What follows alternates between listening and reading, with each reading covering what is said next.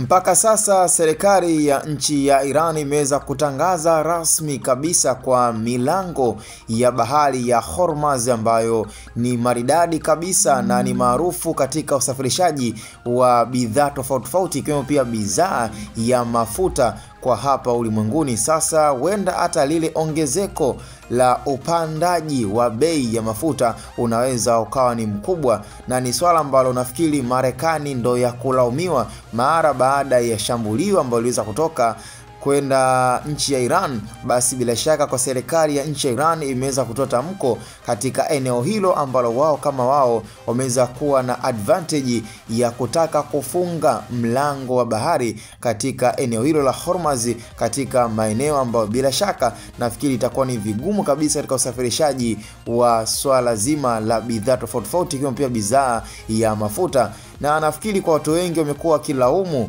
sana ni nani aliyeweza kumshauri Donald Trump aweze kuingilia hiki kinachoendelea, kwa sababu yote kwa yote ni kwamba amekuwa akihitaji yeye asujudiwe, na ndio maana pia hata kwa sasa hivi katika kiongozi amepia muonekana pia kuonyesha ushirikiano kwa nchi ya Irani, basi ni kiongozi kutokea Urusi, kiongozi mwamba Vladimir Putin. Sasa kama Putin atakuwa yuko pamoja na Ayatollah, alafu pia huku upande wa Benjamin Netanyahu akiwa na mwamba Donald Trump, huenda ile vita ambayo ilikuwa inakadiriwa kuto kuzuilika hapo ulimwenguni, basi itakuwa ni vita ambayo tayari Iran ameungana na Urusi, alafu Israel ameweza kuungana na Marekani. Kwa hiyo balaa litakaloweza kutokea hapo ni balaa ambalo sidhani kama linaweza likazuilika, kwa sababu mpaka hivi sasa tunajua kabisa katika nchi ambayo imekuwa ikiogopeka sana basi ni nchi ya Urusi. Hata Marekani mwenyewe anajua dhahiri shahiri kabisa kwamba Putin kwa hivi sasa amekuwa hana mpinzani. Kama Putin anajaribu kumsupport, na tayari